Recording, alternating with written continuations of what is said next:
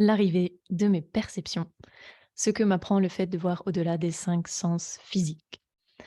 Salut, je m'appelle Morgane Henry et aujourd'hui j'ai l'intention de te partager mon témoignage, mon expérience vis-à-vis effectivement de l'arrivée de mes perceptions. Et l'intention derrière ça, elle est que peu importe où tu en es aujourd'hui, peut-être que ça te semble complètement perché, peut-être que c'est quelque chose auquel tu es habitué, mais en tout cas c'est de pouvoir te partager un parcours pour te donner peut-être un nouveau point de repère, une nouvelle expérience, pour pouvoir continuer de te faire un avis sur le sujet et peut-être nourrir ton propre chemin. Pour ma part, je sais pas toi, mais je me souviens de l'époque où, comme beaucoup, je pensais que la médiumnité, les magnétiseurs et autres disciplines ésotériques étaient une vaste fumisterie basée sur la faiblesse et la crédulité des gens.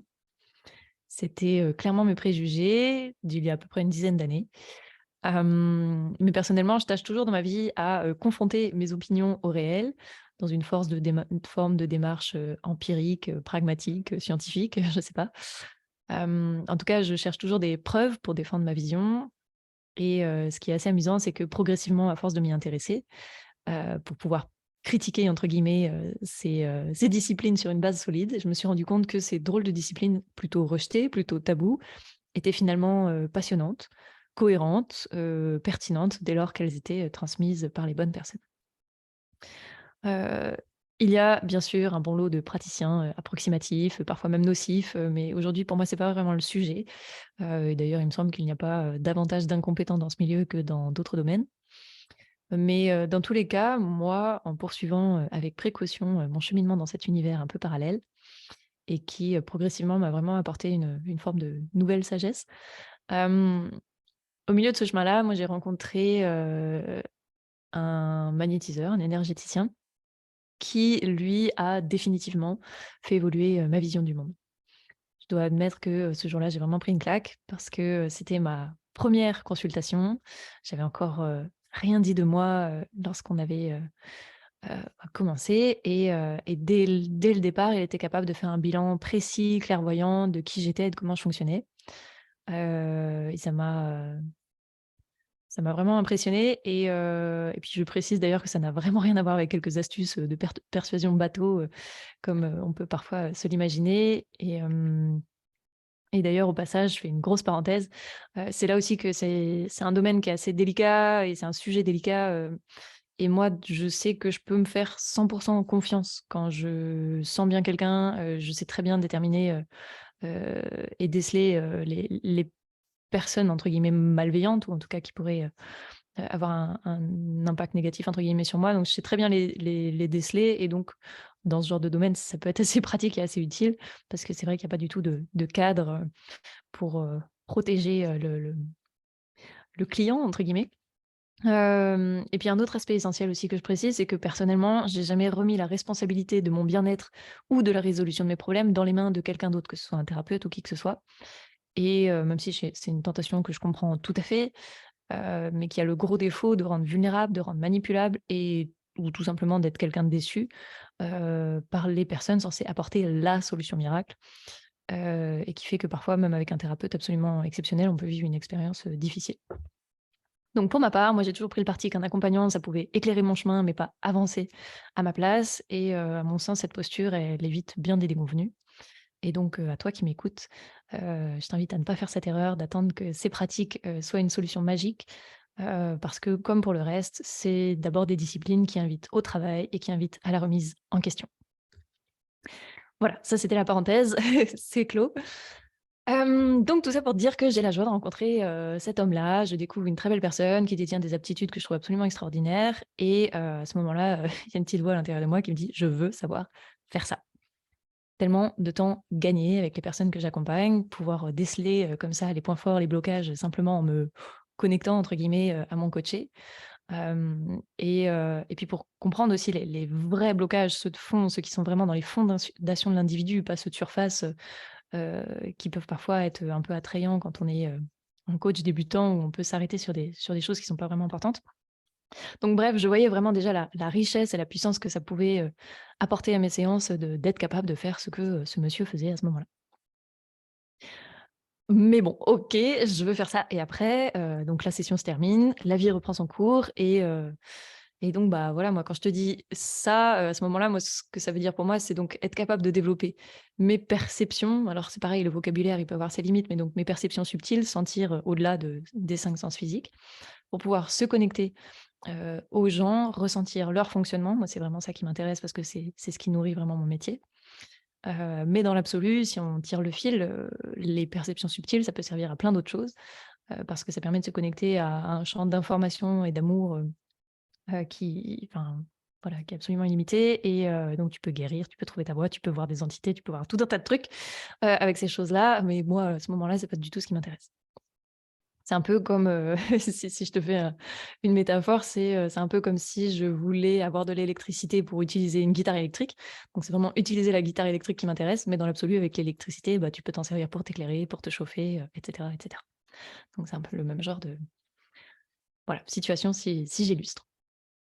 Bref, à ce stade, moi, j'ai pas la moindre idée de comment, parvenir à développer ces aptitudes-là. J'ai toujours un petit point de vigilance de pas apprendre ça de n'importe qui, n'importe comment parce que, bah, voilà, c'est voilà, on se comprend. Et à cette époque-là, j'avais la croyance que, au sujet de ces perceptions, que quelque part, soit c'était un don de naissance et puis ça y est, on naissait avec et puis voilà, c'était comme ça. Soit ça arrivait d'un seul coup, au cours de l'existence pour des raisons un peu aléatoires et difficiles à définir. Et bon, n'étant pas née avec, je comptais plutôt sur la seconde option parce que je savais pas trop imaginer mieux. Et donc c'est quelque chose comme, 1 an plus tard, suite à ce premier rendez-vous, que ce même monsieur m'informe qu'il ouvre un parcours de 10 ateliers sur 1 an.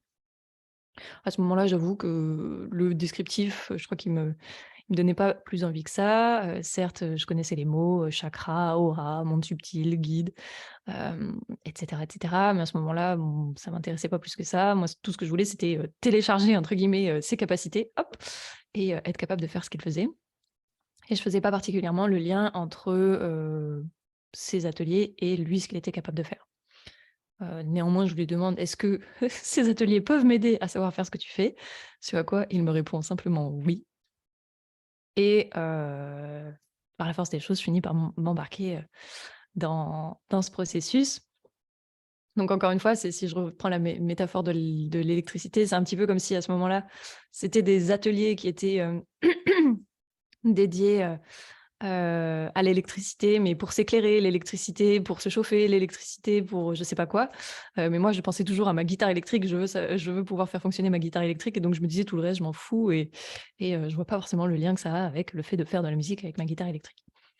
Hem, Ma métaphore vaut ce qu'elle vaut et donc je m'embarque dans ce processus et je pense que ce que je vis, je mets pas complètement de conscience tout de suite, au démarrage dessus. Les premiers bénéfices qui ont été pour moi, c'était déjà de comprendre toutes les bases, liées à cette fameuse dimension énergétique, du monde qui nous entoure. De comprendre donc entre guillemets «factuellement» cette dimension. Certes, elle est invisible pour l'œil, mais au même titre que l'électricité, bah, voilà, elle a un rôle, elle a un fonctionnement, et donc on peut apprendre progressivement à identifier un dysfonctionnement, le résoudre et cetera et parce que, bah, comme l'électricité encore une fois, c'est régi par des lois, il y a tout un tas de choses à savoir qui font qu'après tu comprends mieux cet environnement, cette discipline. Pour te donner un peu une idée. Donc voilà, j'étudie tout ça. Et au cours de cette année-là, donc c'est surtout ce que ça m'a apporté, j'ai gagné en compréhension sur des choses finalement que je ressentais, mais pour lesquelles j'avais pas de mots. Parce que d'ailleurs, ce sont des choses que tu ressens également aussi d'une manière ou d'une autre, même si c'est peut-être pas souvent, pas tout le temps, mais il y a des choses que tu sens également et simplement, bah, c'est difficile d'avoir prise et de conceptualiser, ces choses-là quand on ne sait pas les nommer et c'est un petit peu si, je t'enlève le mot liberté de ton vocabulaire, c'est déjà plus difficile d'envisager le concept et de te battre pour ça si tu peux pas l'appeler. Et donc là, c'est la même chose autour de toute cette dimension énergético, particulière. C'est que, bah, tant que tu as pas le vocabulaire, tant que tu as pas de point de repère, bah, pareil, ça reste quelque chose de très abstrait et compliqué à identifier, même quand toi, tu peux le vivre au quotidien. Et donc, au fil des ateliers, j'ai commencé à faire l'expérience de mes perceptions subtiles, parce que certes, il y avait un peu de partie théorique, mais après, ce qui est intéressant, c'est de pouvoir sentir, voir, entendre les énergies en moi, autour de moi. Et là, c'est infiniment plus riche. Clairement, ça a commencé à être fort. Mais aussi, pour être complètement transparente avec toi, bah, c'était surtout très laborieux, pas très marrant et encore loin de ressembler à ce qu'il était capable de faire. Dans l'absolu, j'avais toujours pas compris comment réussir à faire ce qu'il faisait. J'avais pas vraiment la sensation que l'entraînement me permettait de beaucoup m'améliorer. Faut dire aussi que je m'entraînais assez peu par rapport à ce qui était proposé de faire et j'étais un peu encore dans une posture, d'attente du miracle où soudain je saurais lire le fonctionnement des gens sans qu'ils aient un mot à dire et puis, voilà. Bref, l'année s'est terminée et j'ai poursuivi mon petit bonhomme de chemin, avec mon activité de coach sans faire particulièrement évoluer ma manière de travailler. Ma vision du monde avait évolué, mon rapport à la nature avait changé, mais l'impact dans mon quotidien n'était pas, majeur. Aujourd'hui, on est 2 ans et 5 mois plus tard, peut-être même 6 maintenant. Et ce qui est très rigolo, c'est que je réalise que donc ces fameuses perceptions subtiles arrivent. Ça fait, bon, quelques mois maintenant. Et plus ça va, plus en gros, ça veut dire quoi? C'est que plus quand je me branche, aux personnes que j'accompagne, plus j'ai une intuition précise, claire, hem, facile à entendre, facile à interroger. J'ai de plus en plus d'informations sans avoir besoin de passer par le mental, sans avoir besoin de passer par l'analyse. Heu, ouais, je sais pas comment te dire ça, pas toujours facile à appréhender. Enfin voilà, toujours est-il que j'ai accès à beaucoup plus d'informations, beaucoup plus rapidement, beaucoup plus facilement, que ce soit pour mes clients ou pour moi dans mon quotidien, pour les projets que je dois faire, pour les décisions que je dois prendre, pour, peu importe quoi. Des fois ouais, si je résume, c'est ça. Et ce constat-là, il me permet de comprendre beaucoup de choses, et que j'aurais peut-être aimé, entendre, bah, avant et donc c'est pour ça que je te partage mon témoignage. Donc concernant ces perceptions, ce que je saisis maintenant, c'est que, déjà la richesse et le défi de cette, fameuse dimension, énergétique, c'est que, bon, elle est partout et elle repose surtout sur le fait de ressentir et non pas de savoir et donc je l'avais déjà entendu intellectuellement, mais c'est bien de le penser, mais encore une fois, tu es dans le savoir, tu le vis pas. Donc si je te donne un exemple pour toi, c'est que, il y a des moments dans ta vie où tu le sens bien, où tu sens que tu as un truc à faire, sans pour autant pouvoir l'expliquer. Voire même quand tu cherches à l'expliquer, bah, il y a ton mental qui reprend le dessus et qui te dit: «Du, mauvaise idée, n'importe quoi, tu vu, t'as pas le temps, t'as pas l'argent, c'est pas les bonnes personnes, gna gna gna». Et donc il y a ce moment-là où tu as senti quelque chose. Après ton mental, il est pas d'accord, il va te mais donc il y a ton mental qui lui sait et il y a ce que tu sens qui sait autre chose. Et donc l'idée de pouvoir développer tes perceptions subtiles, c'est d'aller, davantage vers ça, mais avec beaucoup plus de maîtrise et beaucoup plus de précision. Pour t'aider à distinguer, ces moments où tu sais, à t'aider à les entendre, à t'aider à ce que ce soit plus clair, à t'aider à ce que ton mental, il s'emballe pas dès que tu reçois des informations et cetera et cetera. Et le petit défi qui est lié à ça, c'est que selon les personnes, on ne reçoit pas l'information sous la même forme. Ça peut être des visions, ça peut être des sensations physiques, tu peux entendre, tu peux avoir des signes, bref, il y a plein de choses. J'imagine que c'est aussi pour ça que c'est compliqué d'en faire une science, à proprement parler parce que selon chaque individu, ça va prendre des formes différentes. Dans tous les cas, c'est de toute manière une façon de fonctionner qui va complètement à contre-courant de tout ce qu'on a appris, de tout ce qu'on nous a transmis, parce que ça demande de mettre le cerveau au service de nos ressentis et non pas l'inverse. Alors que globalement, dans notre manière de nous construire, tout au long de notre existence, quand on sent quelque chose, il va y avoir l'école, la famille, les codes sociaux, les codes religieux, tout ce que tu veux, qui vient nous dire: «Ce n'est pas la même chose, ce n'est pas la bonne chose à faire» et donc on finit par conclure: «Ce que je ressens est faux». Donc soit on le ressent plus, soit on l'écoute plus, soit enfin, ça fait que c'est complètement mis à côté et qu'on se déconnecte de cette part, intuitive, qui est en nous. Selon les individus, on va y rester plus ou moins connecté. Il y a aussi un autre côté qui peut des fois nous déconnecter de cette connaissance-là, c'est que parfois on va suivre ce qu'on ressent et puis on va se prendre un mur et on va se dire: «Bah, ça m'a fait mal, c'était douloureux, donc c'était pas la bonne voie, donc je peux pas faire confiance à mon intuition». Or, il faut bien comprendre et ça c'est important, c'est que, typiquement, si je reprends le dernier projet, un peu d'ampleur entre guillemets que j'ai fait, l'année dernière.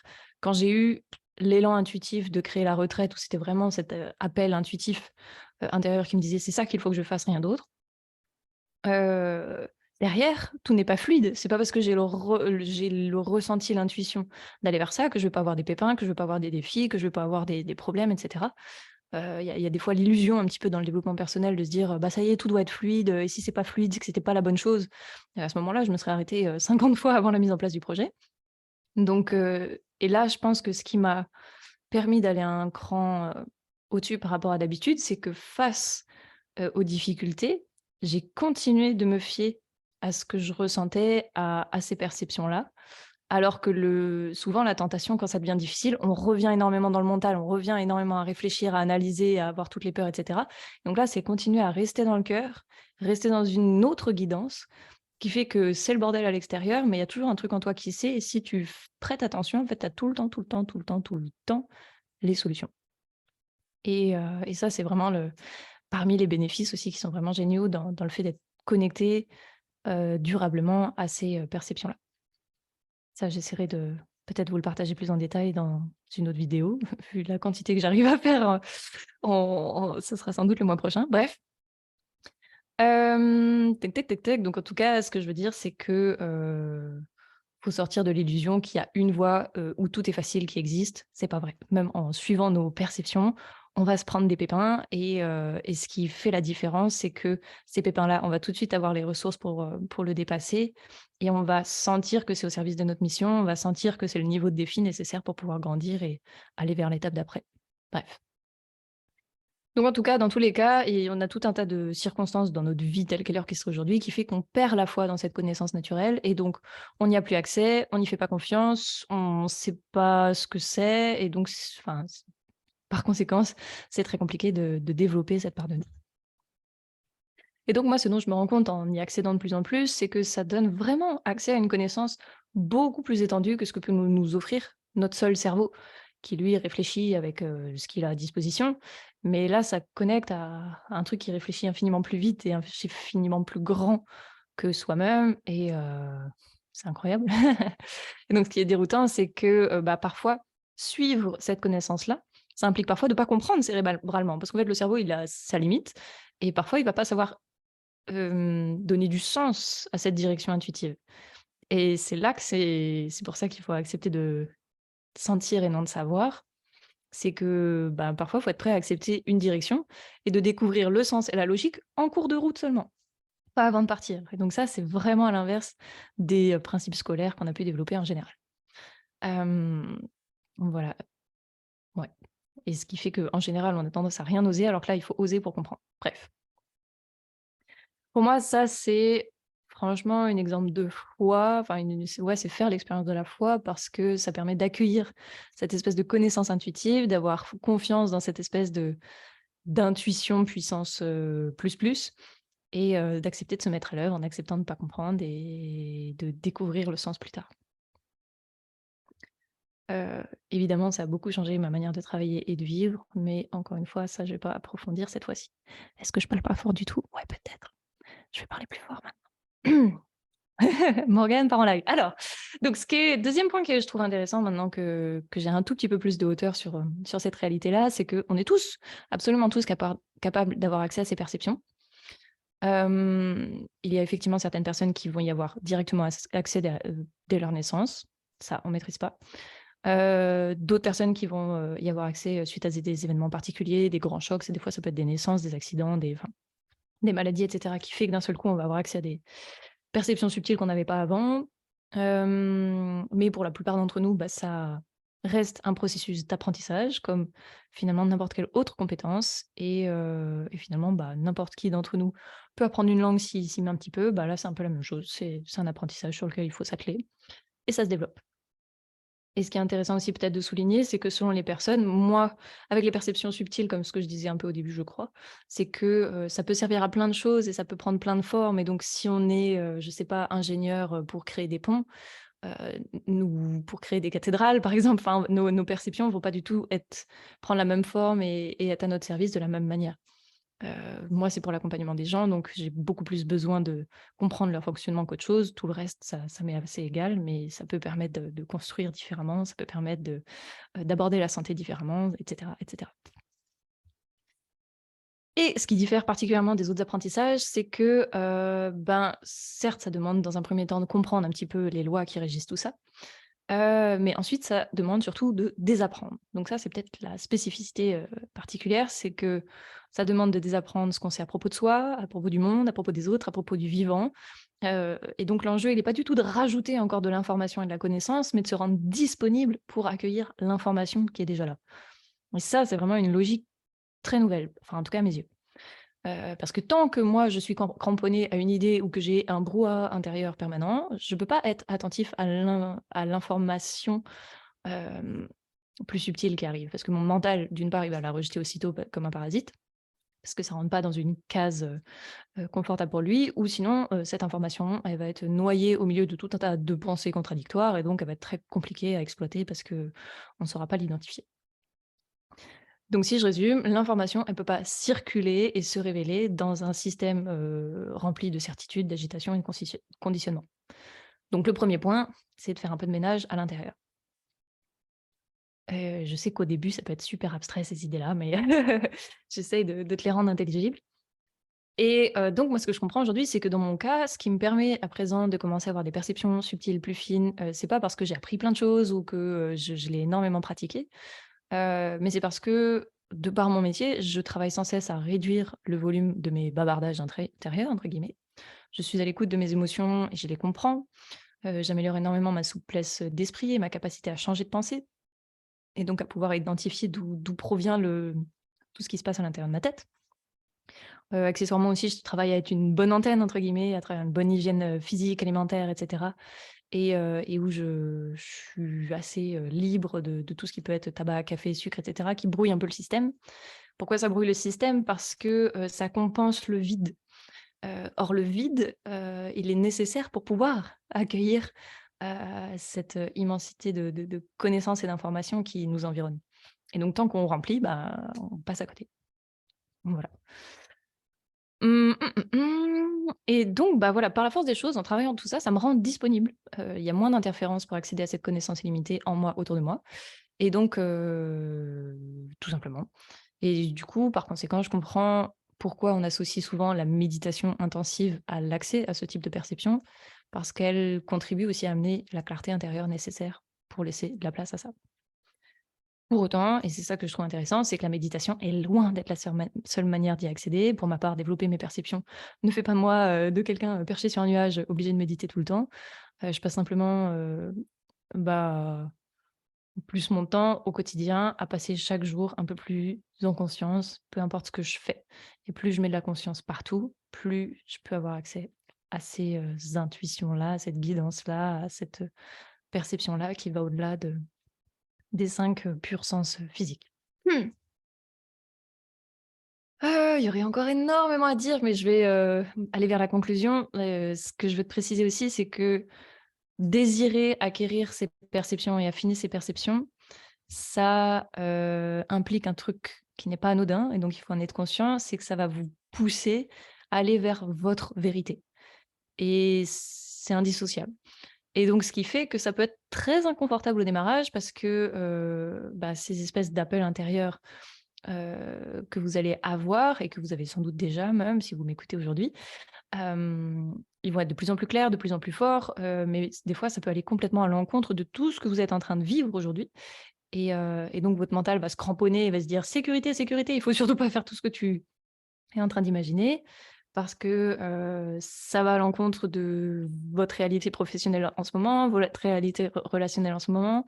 Ça va engager des risques, du regard des autres, des risques financiers, des risques, bref, de conflits et cetera et donc, mais c'est le «passage obligé» entre guillemets pour revenir dans votre axe, revenir dans votre véritable mission, revenir là où vous êtes censé être et plus vous allez être à l'écoute de ces perceptions-là et plus voilà, ça peut être un petit peu le bazar au début, le temps de remettre les choses en place pour après aller vers un déploiement et un alignement, en tout cas, une construction de votre vie qui va être en permanence reliée à votre vérité. Une fois que vous y êtes, et ben, il y a plus qu'à l'écouter, régulièrement et donc les pépins, prennent des dimensions bien moins importantes.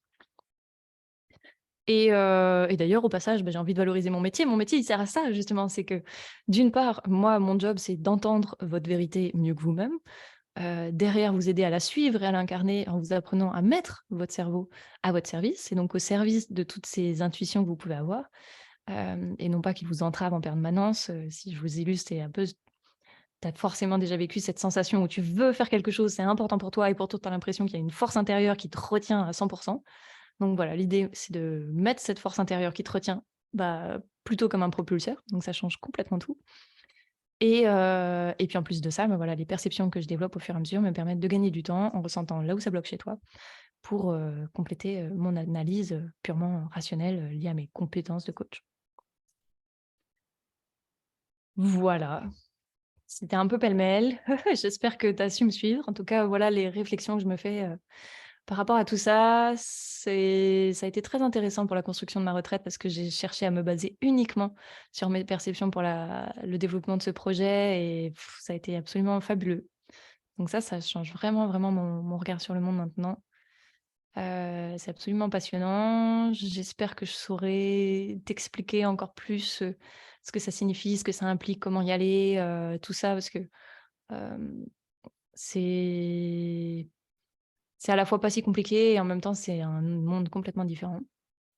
Bref et aussi ce que je veux te préciser et ça tu verras dans mes prochaines communications, j'ai la joie et le plaisir, de co-créer avec ce monsieur, dont je t'ai parlé tout au long de ce parcours. Donc ce monsieur, c'est Serge Detey et donc on est en train de co-créer, 3 séminaires cette année de 4 jours pour, bah, voilà, dans l'intention de transmettre à un plus large public un petit peu tout ce que je viens de te partager, permettre de conceptualiser, vivre, expérimenter vos, perceptions subtiles pour derrière pouvoir bâtir la vie, le couple, le métier, la santé, hem, auquel vous aspirez et en vous appuyant sur l'intelligence de la vie elle-même et ça change tout. Donc j'aurai la joie de t'en reparler, prochainement. D'ici là, prends bien soin de toi. J'espère avoir su, voilà, t'interpeller avec ce partage. N'hésite pas à me dire ce que ça t'évoque, ce que tu en penses. Tes retours seront toujours très, très précieux et m'aideront à créer une suite. Je t'embrasse, je te dis à très bientôt. Ciao.